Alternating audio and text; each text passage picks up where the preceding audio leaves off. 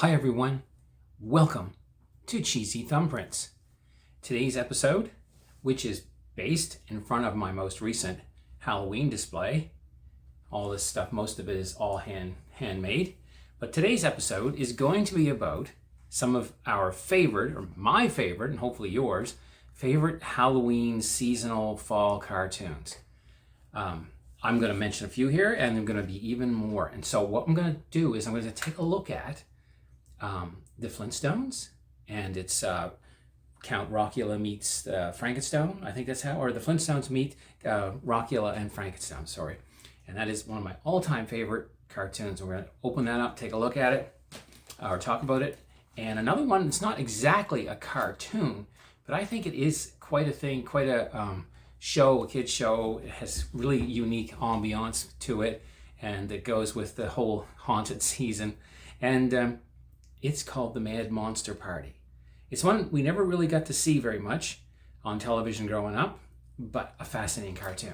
And in this episode today, I want to open up the most recent release of Scooby-Doo's complete collection on Blu-ray. This is digital as well, and this is a limited time collector's edition.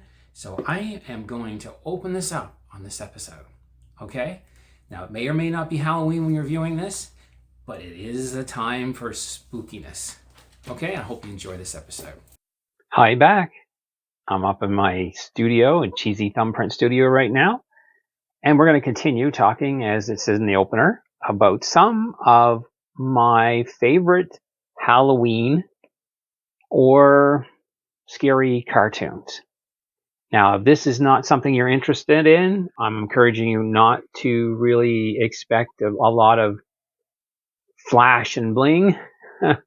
These are rather chill episodes that I'm creating, and it's just for me to share the things that I enjoy that hopefully you will enjoy. And perhaps you've never heard of some of these, especially if you're a newcomer to physical media collecting, which again is our topic for today, or you see over here, physical media. Yeah, and physical media can be fun, and there are still a lot of younger people picking it up, and older folks going back to enjoying their favorite shows and their favorite digital escapism on disc. So to continue what we're talking about, now we had just finished Halloween, so this Halloween could be just coming up for you, and I really meant to get another video out sooner, but I get so I get so excited about Halloween every year, and I put so much work into it. And this year I made a skeleton in an Iron Maiden. It's not really an Iron Maiden, but one of those cages, that they used to hang in. And so I just get so busy, and with a rock wall, a different one than you see here, a styrofoam rock wall. I've got a thing for styrofoam, everyone says. But this is about favorite cartoons, and I think cartoons are interesting because they do set a certain mood, and some of it is just anticipation. Maybe when you went to the theaters, or maybe not yourself, but years and years ago, a cartoon was often played before the main event, and the cartoon may or may not be somewhat related to the movie, but it always helped if it was. So there's just something about cartoons. It's the ambiance, the spookiness, the scariness, the saturated colors. So I'm just going to mention a few here, and hopefully you'll enjoy them like myself.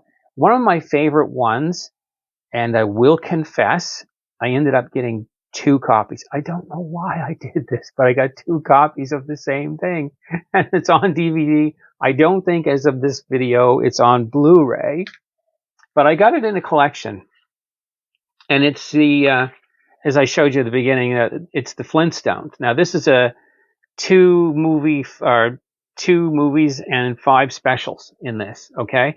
And we're not going to cover all the other movies in here, but the one that I think was actually made for Halloween in 1979 is the Flintstones meet Rockula and Frankenstein. And it's a lot of fun. The voices of Mel Blanc, trying to get fancy on you there or something. And some of the original cast voices. And I must say the color in this cartoon is amazing, and the work by 1979, this 2D animation had, it was really rocking by 1979. So you could see in the backgrounds. I mean, some of that stuff I'd love to. Some of those background pictures I'd love to have just as a poster. I mean, they're great. So yeah, some of the scenes, the castle, Rockula's castle. There's the typical Flintstones kind of humor, maybe a little tamer than, or a little more sensitive, I think, to changes in our our view of society and culture today, is what we saw in the late 50s, early 60s of the Flintstones. I guess by 79 things are starting to change a bit, and in our society, which for the better, most part. So these are enjoyable. They're fun for the whole family, as they say. And meeting Rockula and Frankenstein, and as the characters get lost in Rockula, I keep tempted to say Dracula, Rockula's castle, they go find hidden chambers, and just there's action. It keeps up the pace. The plot is good, and there's no draggy slow moments to it. So yeah, so that is definitely on my Halloween list every year. And I really do. I love the colors, and I love just the artwork itself and the concept. There's so many scenes, there's very conceptual, in how they present it. And it starts out with Barney, with the Rubbles and the Flintstones actually dressing up for a competition in at a local studio audience. And there is an announcer, Monty Marble, I think his name is, and so there's a little bit of kind of funny comedy in that lead up to them winning free tickets to go. And they also dress up, as I said, they dress up in funny costumes, which is cool because they're not really scary costumes, but the scene, as the scenes progress, we do get into a scarier element. Okay. So the other one I mentioned in my opener, and also I've got a couple surprises for you here. Couple surprises, is the one that's not really a cartoon at all, but it does have a connection to a cartoon because they did do a follow up to this in 1972, and it was called Mad Monsters. I haven't seen all the cartoon. I don't even think it's really readily available on like Blu-ray or DVD. You might be able to pick up a copy of it somewhere, but I don't think they've reissued it. You can see, I think, a 4K version of it on YouTube right now. I believe you can. Maybe it's just a trailer. I'm not sure, but not of this, but of the sequel to this, basically. And in that one, they did all animation. Okay, so this is what this is. Oh, we'll get it in the light right. This is the Mad Monsters Party, and it is the Rankin and Bass. It's the folks of Rankin and Bass, like that did Rudolph the Reindeer and the cartoon of the Snowman. Boy, I'm forgetting all my names. But those ones where they are claymation kind of look to it, like little puppets. So what's cool on this one is that Boris Karloff actually does actually does the mad scientist's voice. I was just automatically going to Frankenstein because of thinking Boris Karloff. I guess they call them stop motion more than just claymation. So a lot of these puppets were done in Japan. A lot of the cell animation for the work was done in Canada, actually. So it was an international effort, like Rudolph the Red-Nosed Reindeer and that kind of effect. Now the classics like Rudolph the Red-Nosed Reindeer, you see them every year and we're blown away by them. what's different about this is this was not meant, I don't think it was meant to be like a holiday Halloween type of movie, if I'm correct. It was made in 1967. So it was basically to show, I think, a bit of just to show how well it could be done. You know, it's almost like the movie itself is kind of too long. It's kind of draggy. So it's not something that's going to keep the kids of the 2000s, 2025. It's not going to keep their attention, really. It's really for people like you and me that are older or have a special interest in seeing these historical characters. Now, what's really cool about it, you can go on YouTube, and if it's something you don't want to invest in, you can get a feel for it there. Just remember, there is a plot to it. It is often interjected with songs, like Phyllis Diller has a song in there. There's a voice being done by Alan, I think his name is Alan Swift. If I got that right? Alan Swift, and he does a lot of voices sound like Peter Lorre and some of the classical monster character, Jimmy Stewart voice sound in there. But the two actual original voices are Boris Karloff and Phyllis Diller that are doing those two characters. I forget the name of Phyllis Diller's character, actually, the puppet. So it's an amazing amount of work, and the backgrounds, the castles, the opening scene, everything. I mean, I love the ambience it creates, the sort of Halloween haunted, scary monster type of thing. And it's a fantastic thing to add to your Halloween collection. And maybe you want to run it during the day, in prep, for the evening, and not really sit right by it and watch everything. But it's amazing, and it obviously took a lot of work to create. I did a little bit of research on this, and I found that the very original negatives were water damaged, and I think they were 16 millimeter. But later on, somehow they found these 35 millimeter pristine prints of a print of the movies, and so of this movie. And so what happened was it came out in different releases. So I believe it was. Just let me check my notes here. Yeah, the 35 millimeter one came out 2002.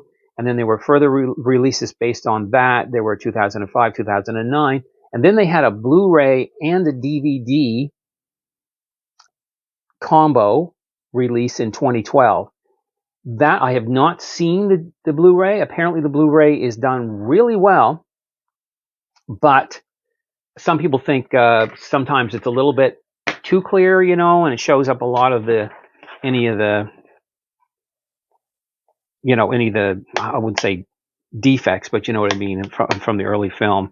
It's basically what the disc looks like on this DVD. And I guess that's all we're good for that one. At the time, there was this movie out, I think might have been just before the 70s, and I haven't seen it actually, but you may have heard of it. It's a Mad, Mad, Mad, Mad World or something. So that was also in the cinematic milieu, or the schema of things at the time. But the name Mad plays on the fact that they did borrow from, do you remember the old Mad magazines? I actually have an old Mad magazine here somewhere. Oh my, I don't know if I have it right close. Oh, I do. Just give me a second. Oh yeah, look, I had this from years and years ago. If you remember them when you were younger, hopefully I'm not showing you anything too racy in there.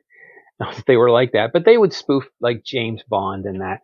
So I believe the same writer or whatever influenced the work of Mad Monster Party. That's who the same artist or whatever. There was an artist that worked for Mad Comics. I can't think of his name right now, but I think he actually drew these characters. So also some of the humor is based on the sort of Mad magazine humor. So if that's the kind of thing you liked and you remember, or you just saw it when you were young and you want to see it again, it is a little draggy, as I said, but you have to be, I guess, a connoisseur of those things. Another movie, or sorry, another short that you may be interested in if you get your hands on it.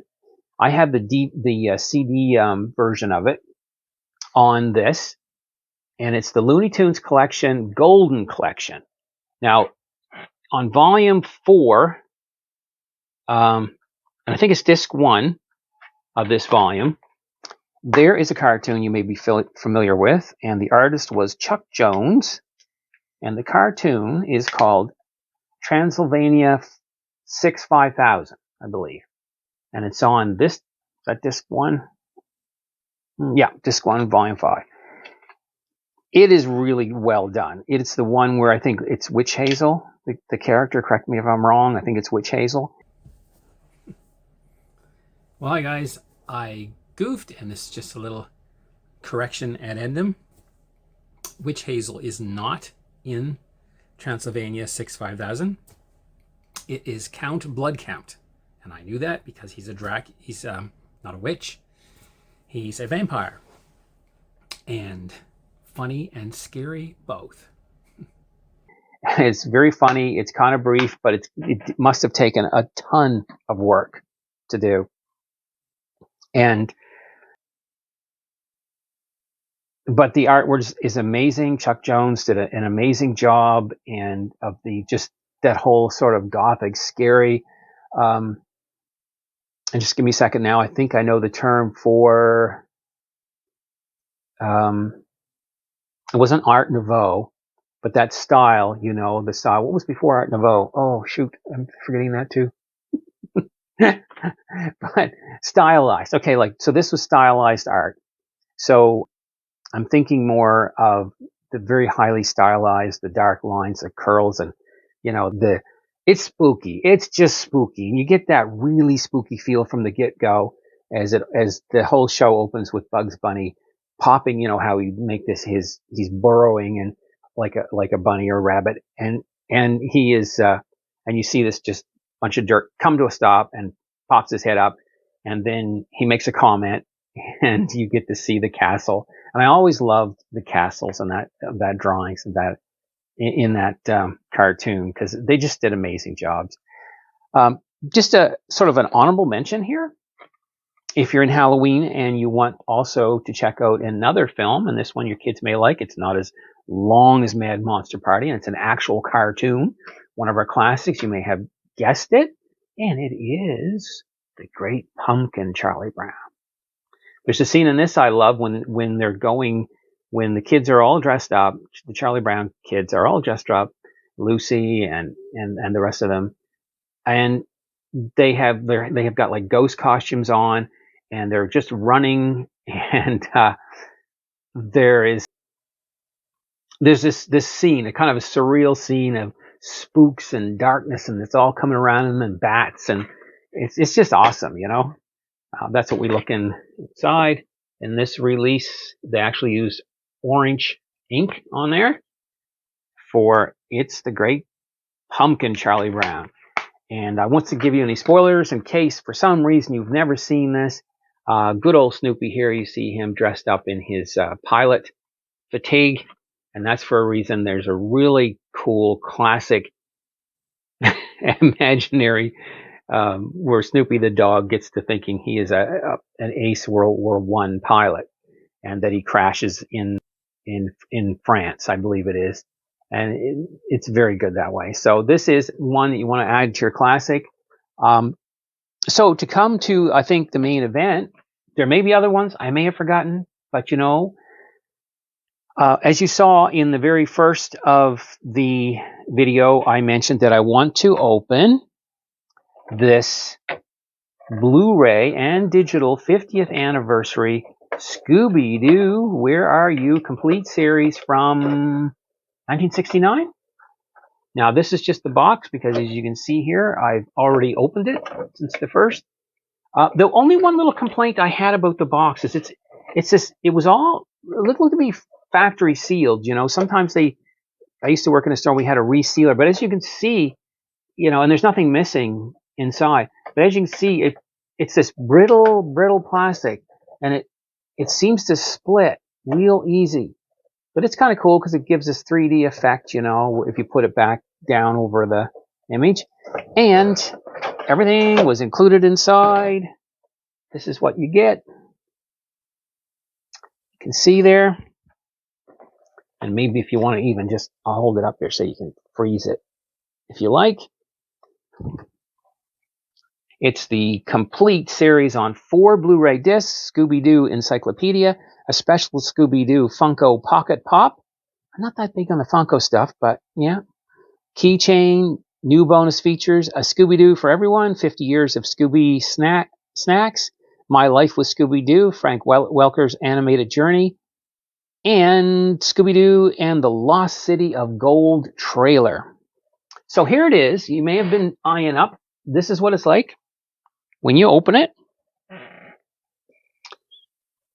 Very, very cool, heavy, durable cardboard sort of haunted house. Really neat there. You can see my thumb out of the way. I've watched a few episodes from the first disc. Now this top just comes off like this once you get it out of that box. So you can see what you get. Very neat. I love that. I guess there's only been so many of these made. This is the Funko Scooby-Doo included in there. We can get it so there's no reflection. Kind of cute, but I mean, I didn't buy it for those reasons. This is the, whoops, maybe I'll set this down. This is the Scooby-Doo Where Are You complete series thing of discs. Now, when I opened this, you may want to be careful if you get your own. When I opened it, there was, unfortunately, a loose disc. And I always hate that, don't you? When there's a loose disc. So I tend to always open these up. Can't really show you so well on here because I don't want to lose a disc. But they just simply open up like this. Like you're going to give yourself a tan. And each disc is inside. Whoops. I don't really have to put my finger on the disc, but I want to make sure it doesn't fall. So that's what you see inside. Very nice, very classy. The discs are translucent, almost transparent. Yeah, almost transparent.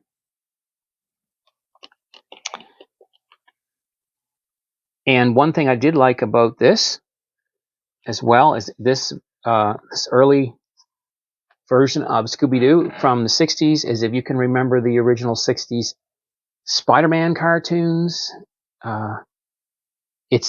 this cartoon style is very much like that. So that's your kind of style, and it's cool to watch. As you may realize that there is a voice in here that connects us to, oh wait, did I show you? There's more than that inside. Okay, here we go. It's the Scooby-Doo Encyclopedia. I didn't even get to show you that, did I? Right here. Okay. It's a little booklet included in there. And it, let's see, I think it has an introduction, Scooby-Doo introduction, and of course, he'd be like the main character. And then we have Shaggy Rogers, Daphne, and the whole gang. So there you are. Mystery Machine. I actually have a small cast iron collectible of that. So there is a connection, as I was saying, between Scooby-Doo and the Mad Monster Party. Can you guess it? No, sorry, wrong disc. There's a connection between the Flintstones meet Rockula and Frankenstein and Scooby-Doo. The voice of Shaggy is Casey Kasem. The voice of Monty Marble in Rockula and Frankenstein is Casey Kasem. So there you have it. If you guessed it honestly, if you knew it beforehand, write it in the comments. I will give you nothing but at least you'll be able to boast about it. Okay, I think that's it for today. I think that's all we want to say for today, and I hope you have a good Halloween if you got one coming up or you just finished. And make sure you come back and see what we have next for the next episode of Cheesy Thumbprints. Okay? See you in the next one. See you guys. Bye.